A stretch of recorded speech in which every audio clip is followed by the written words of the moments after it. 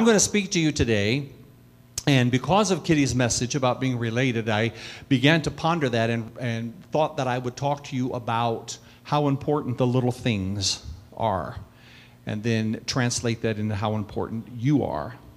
Because we are in a world where we see so much grandness and so much greatness, and we're tempted to compare ourselves so many times to the grandness and greatness, the things that are outside of us, and it causes us to feel maybe like we don't measure up because of what we were told when we were younger, those kinds of things. And I want to get a message across to everybody today that wherever you think you fit in the world, you are amazingly important and amazingly crucial to the plan of God and the plan of the universe as this planet goes around in circles. Amazingly important to all of you. And sometimes we don't want to get involved, and we don't want to get too deep into relationships, and we don't want to get too deep into volunteering for things or doing things because we feel like somebody else can do it better. Maybe there's somebody else that knows more than me, and that holds us back because we were born with a gift. We were born with things that were passed out by God. And I want to talk to you about some of the little things today that really, really make a difference. And what I've learned to do in my life is when I meet a person, I, in my heart, want to answer a question to myself: how can I be a difference in that person's life? What can I do to make their world a little bit better? Even if it's just something small, can I do that? But I also look for the same thing in that person. What is it that they're bringing to me? And I can tell you, I can be really, really thankful today because there are so many people in my life that bring so much to me, and they don't have to do a whole lot to do it. And I remember it was just a week ago, 2 weeks ago, I didn't get to take, everyone know Judy Simonson? Judy, stand up, honey. Maybe some people don't know. That's Judy Simonson right there. She's everybody's mama around here. And my mother is in Indiana, but I'll let Judy be my mom anytime. But I didn't get to go out to her birthday party because we had our concert here that night and I had to prepare. So the next week we got on the Tri-Rail and decided to head up to West Palm Beach because that's what my mom likes to do when she's here. She wants me to put her on the Tri-Rail and go to West Palm Beach to City Place and take her out to lunch. So I did that with Judy. And we're standing at the anden, what's that in train platform? Thank you. We're standing on the train platform and Tri-Rail comes by. Okay, Bonita, you stand up, please. Just real quick so everybody knows who you are. See beautiful Bonita here? There she is. See how beautiful Bonita? One of my favorite smiley people in the whole church is Bonita. I love her daughter Santana. They're awesome to me, always been awesome to me. So the train comes, Bonita is a conductor, train conductor, all right. So the train pulls up and the door opens and Judy and I are standing there, and who pops through the door in their uniform but Bonita right there. You know, of all the trains that go by every day and all the doors in the train that could be open and all the places on the train that she could be, she opens the door and there she stands. One of my favorite people in the whole world is standing there with a smile on her face, okay? Now, she didn't do anything. She didn't pay my mortgage that month. Could you please? No, I know you would. She didn't make my car payment. She didn't cook me any meals. She didn't do anything. But when I remember that day and passing that day with Judy, which was one of my favorite days, I enjoyed it so much with Judy. But when I pass it by, not only do I remember Judy, but one of the most fun things to me in that whole day was just watching her pop through that door of the train when it opened. And it wasn't much, but to me it was a whole lot. And see, all of our lives are like that. You're touching somebody. Your presence, just showing up and smile. It means a lot to a lot of people. It's very important. And when we sing the song, I Need You to Survive. You remember that song? I Need You to Survive. It's really important. You know, I take a test online. It's called RealAge.com. Anybody know about it? RealAge.com. It's the most comprehensive, well-researched test that you could possibly take to let your body know what age it is, okay? and you answer all of these questions in different categories of your life. And of course, you know, a year and a half ago when I was 319 pounds, I took it, and my real age is 50, well, back then was 51, and I took it back then, and it said my body thought it was 68. So I took it just 3 months ago after losing 65 pounds and answered all the questions, and you correct all the things and answer it. And I'm 52 today, but now it says I'm 48 and a half. You see how you reverse that? Okay, but one of the portions of that test is your social life. And one of the things that gives you more years on your life is having people around you. It is your social life. You can add 2 years to your life if you are a part of a giving organization, like a church or any nonprofit. If you volunteer for that or a part of that, you add 2 years to your life just by doing that. You add 2 years to your life by doing yoga, okay? So coming to church is just like you did yoga. You just didn't have to do it, right? Okay, and why I'm saying we need each other to survive, because in the scripture, in Psalms, King David in the Old Testament wrote in chapter 139, he says, I am fearfully and wonderfully made, realizing what God has done to create our bodies, this thing that functions, this thing that is self-maintaining, this thing that when you cut it and it bleeds, it knows how to heal itself, this thing that when you eat wrong and your liver turns nasty gray, that if you begin to eat right, the liver will actually repair itself and pull itself back to health again.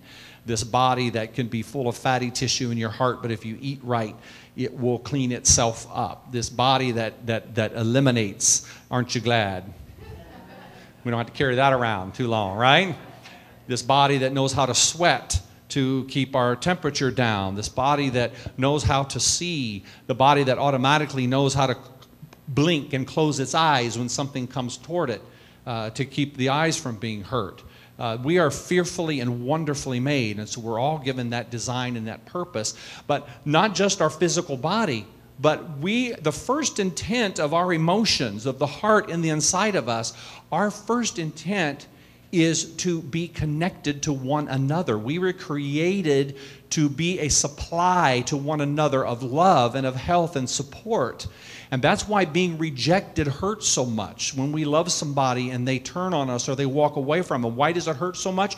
Because when the original intent of our emotion was never to be pulled away from another human being. We were born to be drawn to one another, to support one another. So that's why rejection hurts so much, and that's why it's so important to be apart. And so what we do is we look at each other and we decide on a daily basis, how important are you to me? What can you do for me? What can I do for you? And that's a pretty fair exchange for us to have that kind of interaction with one another. I love you, you love me. Sometimes we have to go with plan B. Sometimes there's negativity. Sometimes two people just can't be positive together. There's two negatives happen sometimes. And so sometimes we have to cut that off and love that person and pray for that person, but we got to continue moving on. You know, my son's real mother has on her message machine, when you call her, it says, hello, this is Lauren. I'm sorry I can't come to the phone right now because I'm very busy making a lot of changes in my life. And if I don't call you back, you're one of the changes. Okay?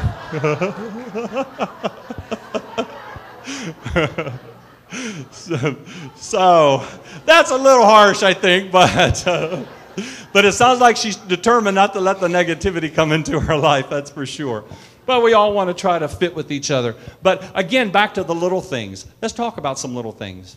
I have in one of my groups, my children's group, one of the mothers had to be in a cast and ride in a wheelchair and not drive for 6 weeks, and a cast up to her knee, all because she broke in a certain way her pinky toe.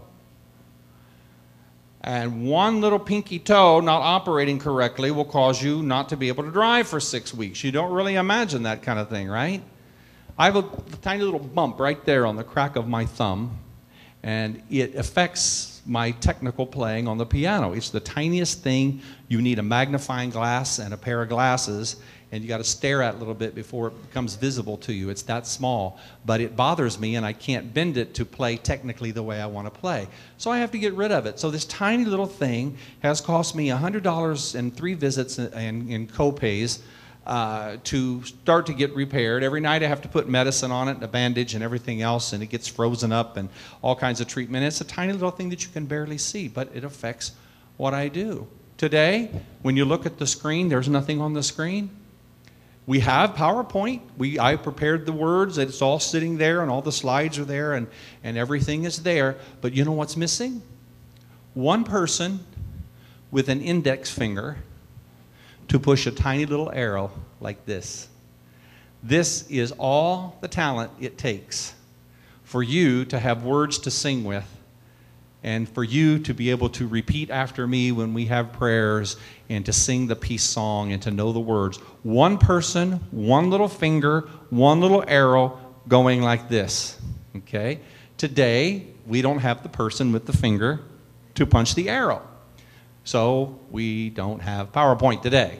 Again, it's a little thing, but it's really, really, really important. Bonita just opening the door of a train. What is that? It made my day. The people that I'm surrounded by give to me. A lot of people I'm surrounded by give to me and don't do anything for me.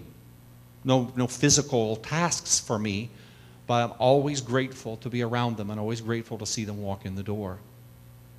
And I want to wrap this up and continue on with what Kitty's going to come back and singing by saying this, because I really want it to be a short message today. I'm one of these people that believe, a preacher can preach 40 minutes, but if you're finished listening at 20, then the second half is for him. Right? So I want to make sure I finish before you're through listening to me. Now I'm going to challenge you, okay? I said like a lot of warm, fuzzy stuff, all right? But now I'm going to challenge you, and maybe you might get mad at me, okay? So just go for it, all right? But, well, you can sneeze too, all right? That's good. No problem. God bless you, by the way. We need to get this at Unity of Hollywood, because we're an organization that can add years to people's life. The doctors all say so. There are people that need this message. They need what we have. We may not have to do a whole lot for them, but they need what we have. I walked into a Unity church completely bruised and broken on the inside as a person. Outwardly successful, been all over the world and produced music, and I've conducted big orchestras and bands and television and done all that stuff all over the world, but I did it with a religion that condemns if you don't do all the necessary steps. And I remember when I was 11 years old, I went to a church and they told me that I was disconnected from God and I was in darkness and that I would go to hell and that God would not help me, but if I came and asked him to, then he would help me, and that it was free. So, okay, I'll buy that. So I went forward to an altar and I asked God to forgive me and of my darkness and all the horrible things I've done at 11 years old. and it was free, right? Okay, well, I went to church Sunday night and then all the rules came. You got to cut your hair. Oh, God will never bless you if you wear blue jeans. This is in the 60s in a fundamental church. You know how it goes. Oh, God will never bless you if your hair touches your ears. Oh, you got to be baptized. And I'm going home Sunday night and I thought, y'all said this was free. Now you're making me do everything. There are people outside these walls who need to know that God loves them unconditionally, and they need to feel good about themselves, and they need to know that what little things that they possibly might be able to do in their life really matter. They need to not feel like they live in smallness because they can't measure up. They need to feel like they're living large and in charge, as we say. Right? Now, what your challenge is that the thing that bothers me the most, this is my favorite place to be. I love coming to church here on Sunday morning just because I like being surrounded by all these cool people, all right? Of course, attached to God, but God's around me always. But just being surrounded by these cool people, it just really gets me going. I love it, coming here. But the one thing that I still have to push and can't get over is why we're not getting the fact that we need to try harder to rescue other people from what they're facing in their life. There are people right this very moment who are outside of these doors who feel horrible about themselves, and they're being judged. They're feeling like they're wanting to commit suicide because they're gay or lesbian, or have been beat up and abused by their husbands, or, well, there's a few wives that know how to abuse too, I guess. But there are people out there and they're hurting, and we come in what we call a self-help kind of atmosphere. Here you get help for yourself, but the only problem with self-help is that if you're not careful, it turns into self. And then it's all about me and nothing else outside of me. And we need to turn it around, because we are a place that has some wonderful people that feel good to be around, and we're kind of all dressed up and no place to go. And it's like there's nobody here but us. And so my challenge this morning, and I know Reverend Frank believes this because he and I talk about this a lot. Our challenge this morning is let's grow this place. Let's get out there and let's let other people know that we exist, and that this New Thought message is a message of unconditional love of God exists, and that nobody's going to be judged, and that we love them anyway. It's a powerful, powerful, wonderful message.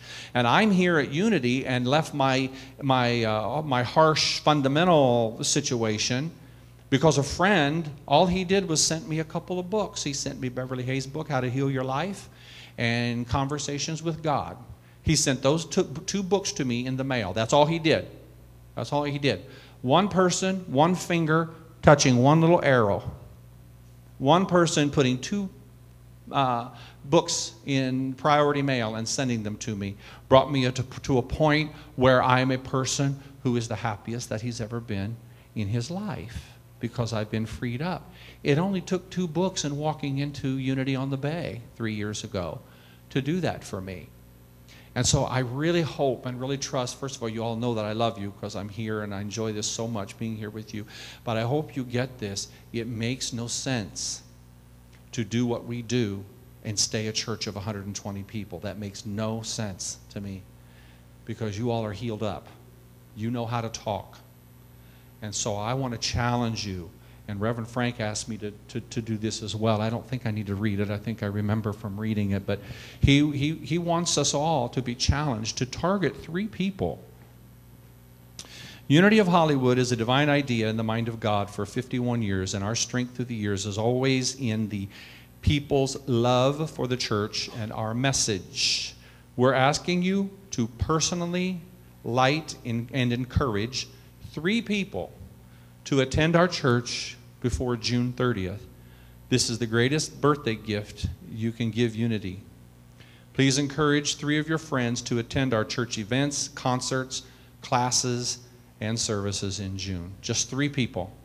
Just find 3 people and get them to come. Find somebody, think of somebody. Put a book in the mail. It worked for me. Put a CD in the mail. It worked for me. Send them a note. It works for others. Everybody has the story about how they came to a place called Unity, right? And it 90% of the time involves another person did something to get you here. So we really want to encourage you to do this, because you have to give out that light. You have to meet people, and then you have to decide, what is it that I can do to make a difference in this person's life? How much do I have to do? Not much. One person, one little finger, touching one arrow, gives us PowerPoint. One little drop of medicine on a tiny, tiny, tiny little thing on my thumb will heal it. It's just that little bit. So I really want to encourage you. I know it's as quiet as a doctor's office in here, yeah, because I gave you a to-do list, I know. But thank you for letting me share with you and letting me be a part. And we want to make sure to God bless Reverend Frank. And so make sure you find 3 people and pick something. Get them to come to Sunday church, maybe a concert. We have a concert this Friday. Everybody has this. I'm reading from the same thing that you got when you came into church, all right? And here's our fantastic guitarist, Paulo Soto, right there on the cover, all right? Cover of the it's your first magazine cover right there, Paulo. This is it, buddy. This Friday, this coming Friday, yes, 5 days from now, yes? No, my bad. Whoops, yeah. The next one, June 15th. all right? Forget what I just said. Whatever June 15th is, all right? It's the other Friday, okay? Paulo will be here. He will be in concert. Andres is on drums, and Paulo has some other guests coming. Next Sunday, we have a fantastic music day all day long. If you ever want to invite somebody to church and let them know church can be cool, that's the Sunday. We have my very, very, very dear, like a daughter to me, just an angel in my life for so many years, Brittany Starr James, who I went to, who made it to American Idol. She was American Idol's top 30 3 years ago. When I flew out, I missed a Sunday because I was in Hollywood with her for American Idol. Her father, whom you know if you've attended here, is Jay James, who played sax for us last year in our musical celebration. So Brittany will be here as our guest. Also Diogo Acevedo, a Brazilian bass player, probably one of the finer bass players that you'll ever hear. He's a good friend, and he'll be here also. So we're going to have a fantastic musical day. So these are great things to invite them to. So awesome. And we have classes and, all these things happening. We're a very, very, very busy place. So I want to challenge you. Reverend Frank wants to challenge you to do that and see if we can spread our light and see if we can see our light shine and fruit produced because of that. And at this